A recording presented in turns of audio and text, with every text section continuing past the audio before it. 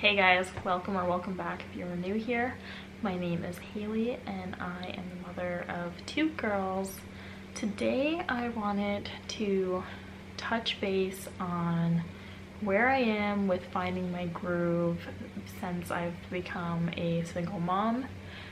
I moved a few hours away from my ex-husband, from my hometown with my girls almost 3 months ago. We were separated for a while longer than that, but it's been 3 months since I've been doing absolutely everything on my own, and I kind of just wanted to go over like the hardships, the positives, maybe give some advice, totally open to receiving some as well.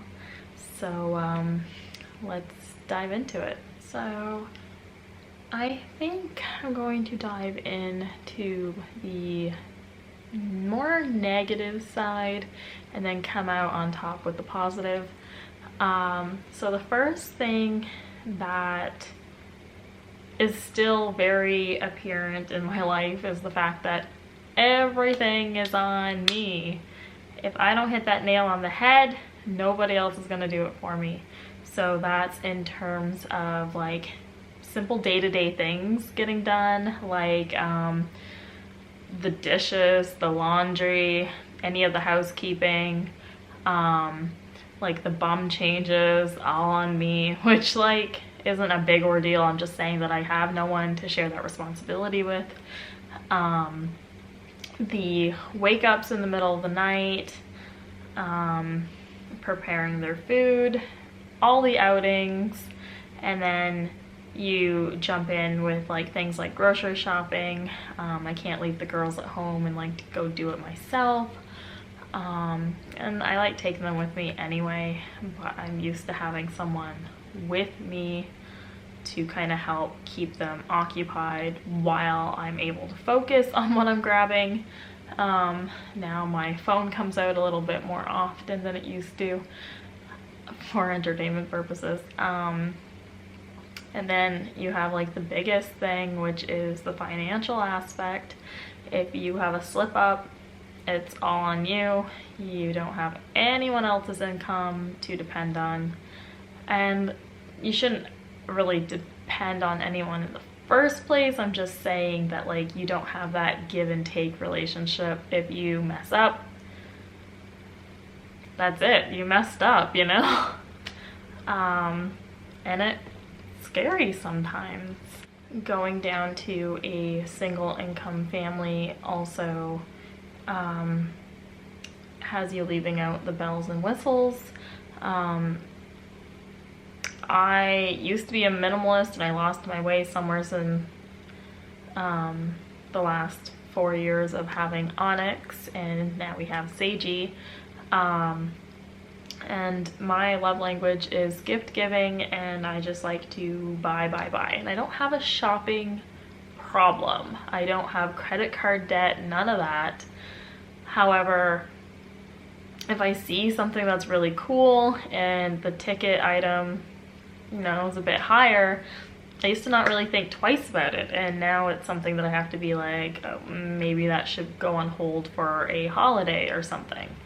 So it's like a lifestyle change through and through. So another kind of like negative thing is that you kind of feel isolated. You are the only adult in your household. So when your kids are away or they go to sleep, it's you and you only in the house, you know, or like, so to speak. You can reach out to your friends, and it's nice, it's really nice that we have all these advancements now where you can talk to someone through like FaceTime or send videos to each other and that kind of thing, but it's not the same as having someone in your house 24/7. So that was another thing to get used to, and like I think those are the main components of the negative side for me. The positive side is going to differ for everyone. It's going to be coming down to what your relationship was like when you parted ways. Like, you could have, trigger warning, came out of a emotionally abusive relationship, a physically abusive one, substance abuse. You could have just grew apart with age and differences. You know, it could be bad or just an even field of like contentment, you know? For myself personally, I feel like a weight has been lifted. I no longer have to have my words twisted and taken the wrong way. I no longer get introduced to people in an embarrassing way, like, that's my wife, we've been married for X amount of years. Gross, I know. Like, those dings hurt. If that's how you feel, then we should be together. There's no more yelling and chaos in the environment for my children to be around and witness. I just feel so much contentment.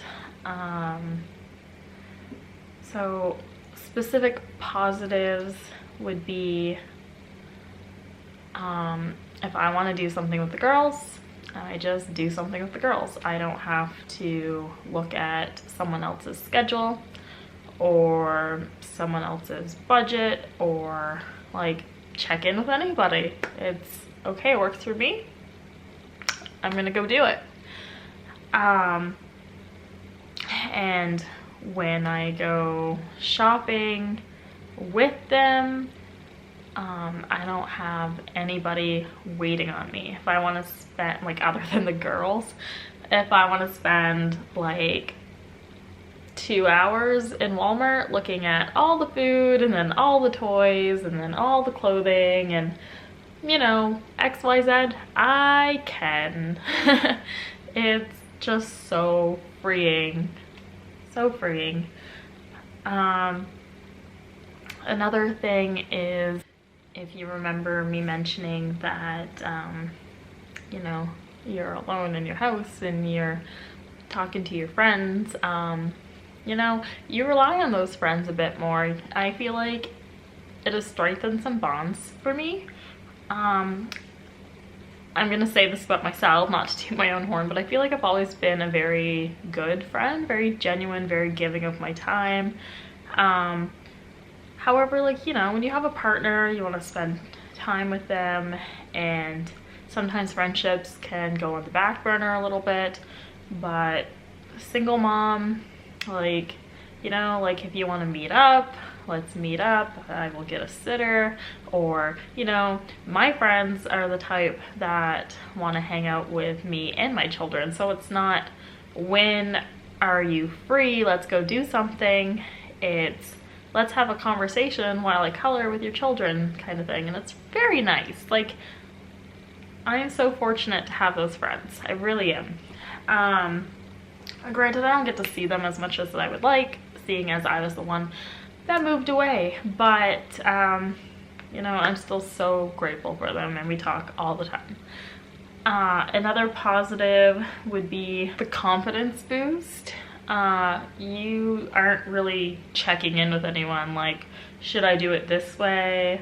How do you feel about this? It's, we're gonna wing it. I feel like this is gonna work. It might work, it might not, but bet we're doing it.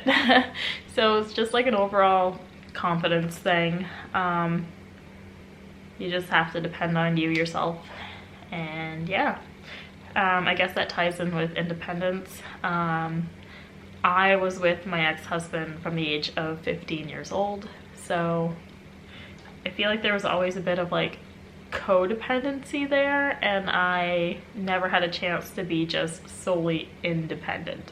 Like, I have worked outside the home for many years. I only decided to stay in the home once I had my children. So like, I do know what it's like to be independent, but I never had to have rent solely on me, groceries solely on me, like, you know. So yeah, the confidence and the independence have definitely gone up. And I feel like just that sense of peace has driven everything. Like, for example, being at peace allows me to have more patience with my children. And I do gentle parenting. It's always been peaceful between myself and them. However, there were many times that I would have to take myself out of a situation because I could feel myself wanting to react, wanting to overreact. And now I don't have that extra stress, so I'm just able to handle the woes of parenting better.